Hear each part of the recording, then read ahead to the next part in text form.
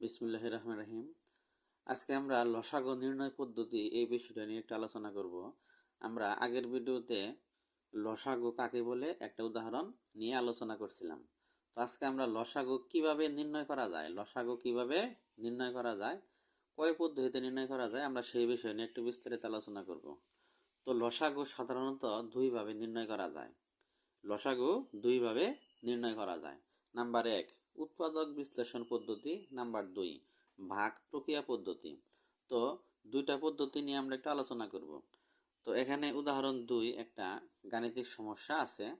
বলা আছে কি 10, 20, 30, 40 এর লসাগু নির্ণয় করো। ব্র্যাকেটে লেখা আছে উৎপাদক পদ্ধতি। কি লেখা আছে? উৎপাদক পদ্ধতি। তার মানে আমাদের এটা উৎপাদক বিশ্লেষণ পদ্ধতিতে আমরা এই লসাগুটা একটু নির্ণয় করব। তো এই পদ্ধতিটা কি রকম আমি একটু বিস্তারিত আলোচনা করতেছি। তো আমরা শুরুতেই এই পদ্ধতিতে আমাদের যে প্রথম সংখ্যাটা থাকবে, এই প্রথম সংখ্যাটার গুণিতক বের করতে হবে। কি বের করতে হবে? প্রথম সংখ্যা যে থাকবে তার গুণিতক বের করব।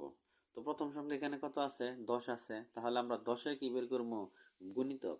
আর আমরা আগের ভিডিওতে গুণিতক জিনিসটা কি এটা কিন্তু আমরা ক্লিয়ার করেছি। তো তাহলে 10-এর গুণিতক কি কি? 10-এর গুণিতক 10, 10-এর গুণিতক 20, 30, 40, 50, 60। তো এরকম ভাবে 10-এর গুণিতক আরো অসংখ্য আছে। তার মানে 10 দ্বারা যে যে সংখ্যারে ভাগ যায় সব সংখ্যাগুলাই কি 10-এর গুণিতক। 10 দ্বারা যে যে সংখ্যাকে ভাগ করা যায় তারা সবাই 10-এর গুণিতক। তো আমরা এখানে 10-এর গুণিতক আরো কিছু সংখ্যা লিখছি। আমরা 10-এর গুণিতক লিখছি 130 পর্যন্ত লিখছি। তো 130-এর পরে আমরা লিখি নাই, ডট ডট দিয়ে রাখছি। যদি প্রয়োজন হয় তাহলে আমরা কি লিখবো, কোনো সমস্যা নাই। তাহলে আমরা পর্যায়ক্রমে আমরা 20-এর গুণিতক, 30-এর গুণিতক, 40-এর গুণিতক বের করছি। তো গুণিতক জিনিসটা কিন্তু আমি বারবার বলতেছি, এটা কিন্তু আমি আগের ভিডিওতে আলোচনা করেছি। তো তোমরা সব আগের ভিডিওটা ভালোভাবে দেখে নিবে। তো গুণিতক তাহলে আমরা 10-এর কিছু সংখ্যা আমরা এখানে পাইছি, 20-এর কিছু গুণিতক আমরা বের করছি, 30-এর বের করছি, 40-এর বের করছি। তো আমরা গুণিতকগুলা বের করছি। তো এখন আমাদের প্রশ্ন হলো যে এই গুণিতক তো বের করলাম, তো উৎপাদক বিশ্লেষণ পদ্ধতি এই জিনিসটা দিয়ে কিভাবে আমরা লসাগু নির্ণয় করব। তো একটু বিষয়টা একটু খেয়াল করি।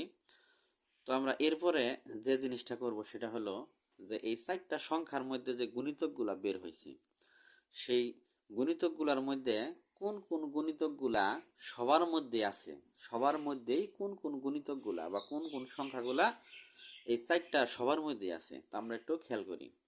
তো এখানে 10, 20, 30 আমরা যদি এইভাবে হিসাব করি তাহলে এই দেখা যায় এখানে 10 আছে কিন্তু 20-এর মধ্যে কোনো 10 কি নাই, 30-এর মধ্যে 10 নাই, 40-এর মধ্যেও কি 10 নাই। তাহলে 10 কিন্তু 4টা সংখ্যার মধ্যে আমি মানে পেলাম না। তো এখন আমরা একটু 20-টা খেয়াল করি যে 20 আছে কিনা দেখি। তো 20 এখানে আছে, দ্বিতীয়টায় আছে, কিন্তু তৃতীয় চতুর্থ সংখ্যায় কি নাই? 20 নাই।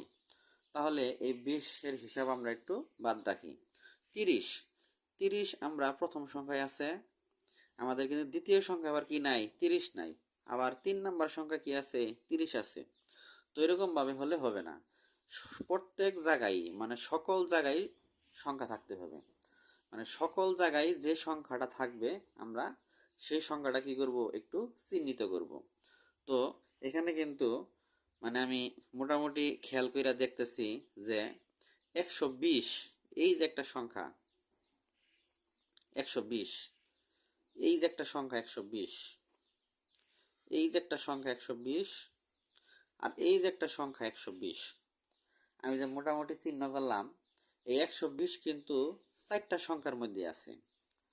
120 কিন্তু কি 4টা সংখ্যার মধ্যে আমরা পেলাম, কিন্তু বাকি সংখ্যাগুলা কিন্তু আমরা ওইরকম ভাবে কি সবার মধ্যেই পেলাম না। তো তাহলে 120 ছাড়াও আরো কোনো সংখ্যা সবার মধ্যে আছে কিনা আমরা একটু খেয়াল করি। 120 ছাড়াও আরো সংখ্যা সবার মধ্যে আছে কিনা। তো হিসাব দেখা যায় যে 120 ছাড়া আমার মনে হয় না যে আর কোনো সংখ্যা এই 4টা সংখ্যার মধ্যে আছে। তো আমরা খুঁজে খুঁজে খুঁজে খুঁজে 120 পেলাম, যে সংখ্যাটা কি এই 10, 20, 30, 40 4টা সংখ্যার মধ্যে কি আছে। তো 20কে আমরা চিহ্নিত করলাম। তো তাহলে মোটামুটি 120 ছাড়া আমরা কিন্তু আর কোনো সংখ্যা ওইরকম ভাবে এই 4টা সংখ্যার মধ্যে কি পেলাম না। তো যেহেতু 120ই হলো আমাদের মানে সকল সংখ্যার সাধারণ সংখ্যা আমি আবার বলতেছি, 120 হইল সকল সংখ্যার সাধারণ সংখ্যা। সাধারণ মানে কি মিল, মানে 120 হইল কি সবার মধ্যে আছে। তো তাহলে নির্ণয় লসাগুটা হবে কি 120। এটাই হলো আমাদের উত্তর।